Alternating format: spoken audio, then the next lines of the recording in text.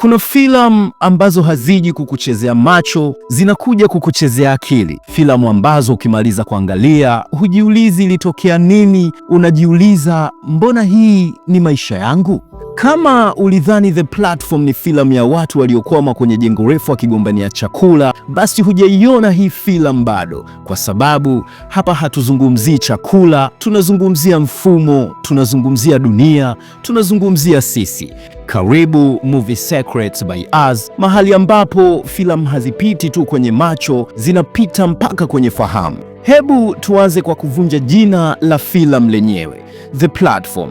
Platform ni jukwaa, ni sehemu ya kusimamia.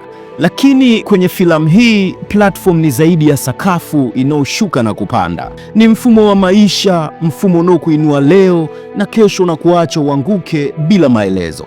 Mfumo unaokufundisha kula ukiwa juu na kuvumilia ukiwa chini. Hii ndiyo dunia tunayoishi. Leo na nafasi, kesho huna, na hakuna anayekuambia kwa nini. Tunakutana na Goreng, si shujaa, si malaika, ni binadamu wa kawaida anayeingia kwenye mfumo kwa hiari, akiwa na imani kwamba akifuata sheria ataelewa maisha. Goreng anawakilisha mwanadamu anayekubali mfumo kwa matumaini, anayeamini kwamba uvumilivu ni suluhisho, kwamba kusoma, kufuata masharti kutamfikisha sehemu salama. Lakini mfumo haumjali kama una nia njema. Kisha yupo Trimagasi, mzee aliyeishi juu na chini ya jukwaa. Hana ndoto tena, ana uzoefu. Anajua ukweli mchungu, kwenye mfumo huu maadili hubadilika kulingana na unaposimama. Trimagasi ni sauti ya jamii iliyokata tamaa. Anajua mfumo ni mbaya, lakini amejifunza kuishi ndani yake badala ya kuupinga. Ni kizazi kinachosema nilikula nilipoweza na sasa ni zamu yangu kuteseka. Halafu tunamuona Imogwiri, mwanamke aliyewahi kuwa sehemu ya mfumo huu, aliyeamini bado kuna utu ndani ya binadamu, aliyeamini ukikumbusha watu kushiriki watasikiliza. Lakini hapa filamu inatupa siri yake ya kwanza nzito sana. Mfumo mbaya hauharibiki kwa maadili mazuri peke yake. Sasa hebu tuangalie ishara kuu ya filamu hii. Chakula. Chakula kinachoshuka kwenye jukwaa kinatosha watu wote, lakini kinapofika chini, watu wanakula kwa pupa, wanaharibu, wanachafua, kwa sababu hawajui kesho watakuwa wapi. Hii si hadithi ya njaa, hii ni hadithi ya hofu, hofu ya kushuka, hofu ya kupoteza nafasi, hofu inayofanya binadamu awe mchoyo kabla hajawa masikini. Kadri Goreng anavyoshuka ngazi moja baada ya nyingine, filamu inatufunulia fumbo kubwa zaidi.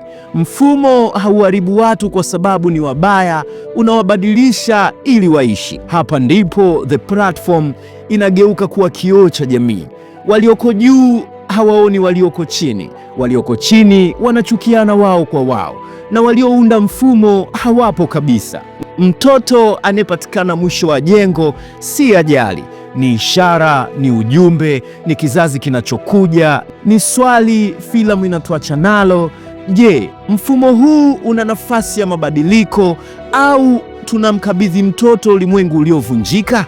Mwisho wa filamu hautupi majibu, unatupa jukumu, unatuambia tatizo si chakula, si watu, tatizo ni mfumo tunaouita kawaida.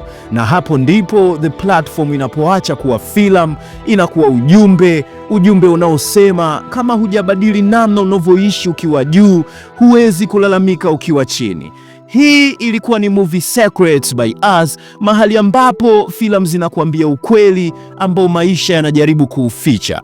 Kama unataka breakdown kamili zaidi, siri zaidi na filamu nyingine zitakazokufanya ujiulize maswali magumu, subscribe YouTube na utufollow Instagram, TikTok na Facebook, Movie Secrets by Us. Usiangalie filamu, ielewe filamu. Karibu na asante.